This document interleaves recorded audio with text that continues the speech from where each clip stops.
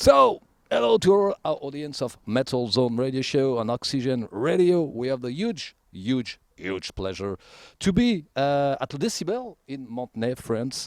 And we are with Ruyter from Nashville Pussy. Hello, how are you? I am great. Fantastic. This is the first day. So first day. so right now I'm still really happy. Cool. Yeah, so as you say, this is the first day, the first show of the tour. Yeah. So a European tour. What are your first impression of the city and the concert hall? Oh man, it's just already stunningly beautiful and it just feels so good to be back. You have no idea.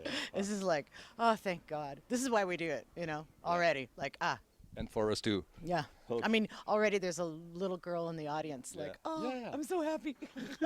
That's so cool. Yeah, it's cool for everyone to be back And we're playing live. a quiet little village, beautiful little village, and the name of the club is the Decibel. So they've been warned. It's like all you're gonna hear in this entire town is Nashville Pussy. It's gonna be great. So everything fits perfect. Okay, so the band is from Atlanta in Georgia, and you were formed in the 90s. Can you do a brief history of the genesis of the band? The genesis of the fucking band. Yeah, I don't know. We started because Blaine and I lived in Nashville and we were bored with the bands that we went to go see. Like I was really surprised that no one was playing rock music like I wanted to. So we had to create our own band, and we lived in Nashville, which was great for learning that you don't know everything at all. It's a very humbling town for music. And then once we started the band and we made $1, we moved to Atlanta, Georgia, and which is moved there because the bars stay open until 4. And that was the main reason, which was fantastic. And then we got nominated for a fucking Grammy, went on tour with Motorhead, and then, a series of people come in and out of the band and whatever. We're still here. And that's fucking cool. You're still here. So you are returning with Eaton Alive, a ferocious ride or live double LP who came out on your own record label. Slinging Pig Records. Pig. Yeah, Slinging Pig Records. Can you tell us more about it? But Eaton Alive? Yeah. It's pretty much the last. Is it the last tour we did? Yeah, it was. It was perfectly designed to keep people occupied during the pandemic. That was the plan all along, is to have a pandemic so you could listen to our record. We actually started it. No, just kidding. No problem. But yeah, it's a great fucking, it's a double album, man. Like, I think that's the fog hat rule. It's like studio album, double live. Yeah, double live. So yeah, it's a goal of anyone who grew up in the 70s. You need at least one double live album. So this is it. Most of the songs were recorded, I read, in UK? Yeah, almost the whole, the whole tour, the whole show is done in a couple of different clubs in the UK, and with our sound man that we're going to have halfway through this tour.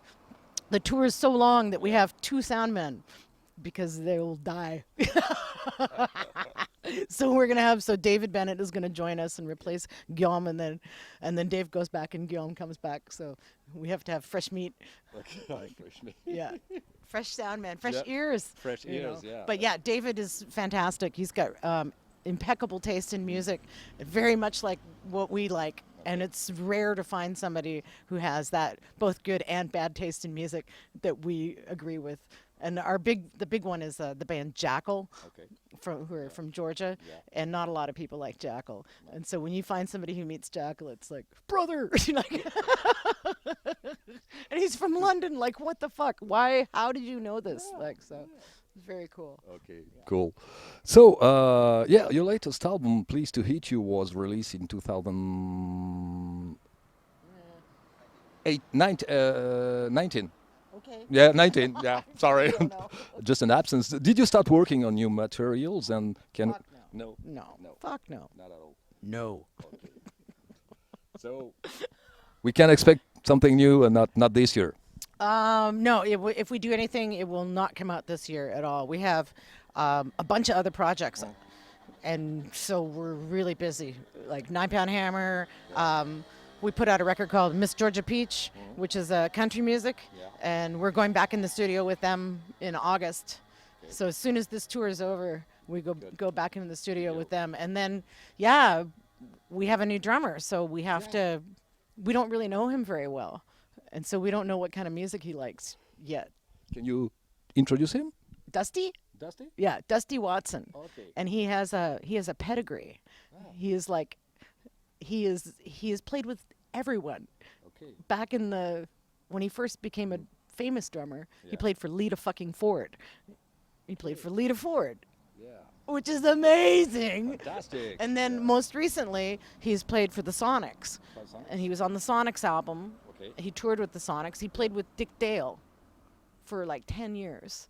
And then he's played with the Bell Rays and the Super Suckers and the Hangmen. And he's just basically a prostitute for drums. Okay. And he plays with, I mean, like Dick Dale, the Sonics, and fucking Lita Ford. Like, perfect. Okay. Perfect for us, you know. And he's now a permanent member of the I band? don't know if anything's permanent, my dear. That's a rhetorical question. Yes. Okay.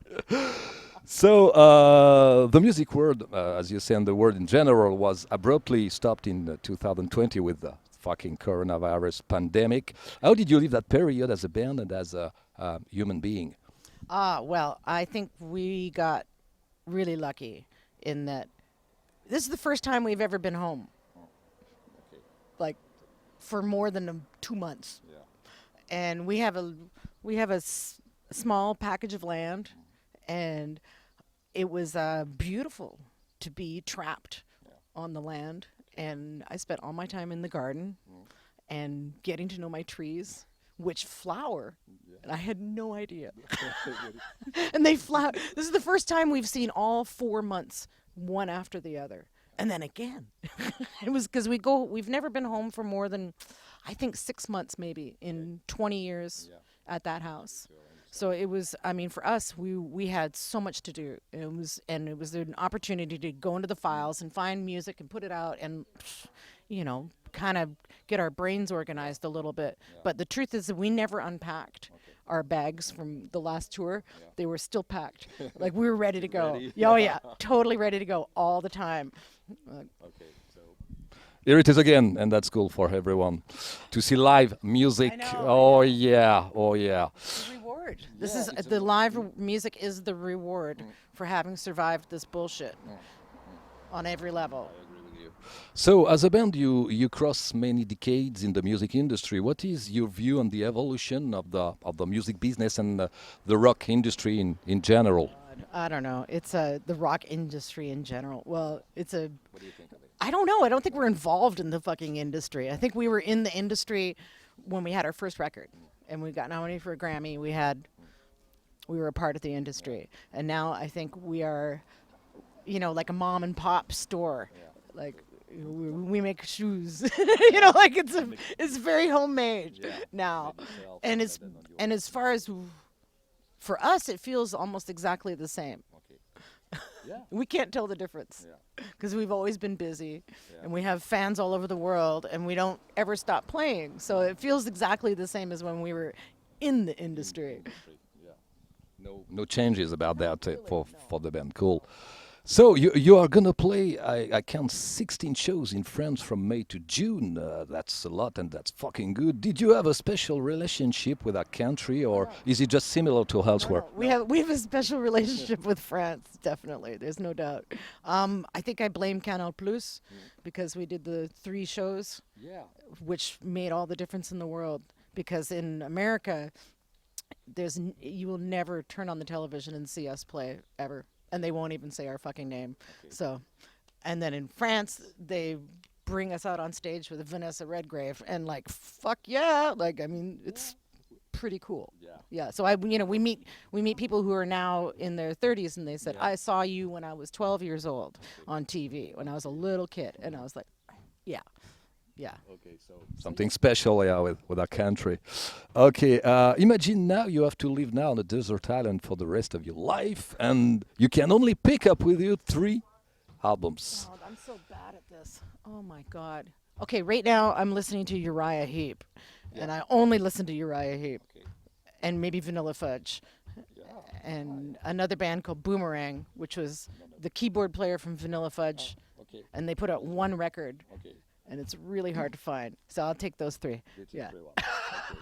So very open-minded. That's cool. Just one specific era, 1974, and it has to have a Hammond organ in it. You know, that's perfect. Cool.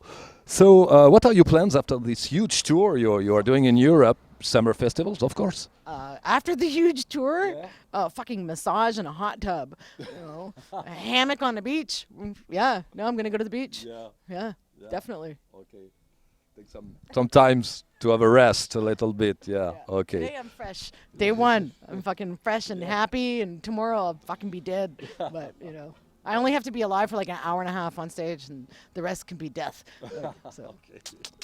So, Ruyter, thank you very much. To conclude, did you have something to add and some words for your French fans? Because we are in France. Oh, how do you say it? I forgot how to say it. Oh, shit. Continuez à baiser. Is that it? No. Continuez à... Continuez à baiser. À baiser. Baiser. Continue to keep on fucking. Continuez à baiser. Continuez à baiser. Baiser. Baiser. Keep on fucking. So, this is good. Keep on fucking everyone. Okay, thank you very much. This was Ruyter from Nashville Pussy at the Décibel in Montenay, Mayenne, France. And this will fucking rock tonight the place. Thank you very much. Merci. Bye-bye.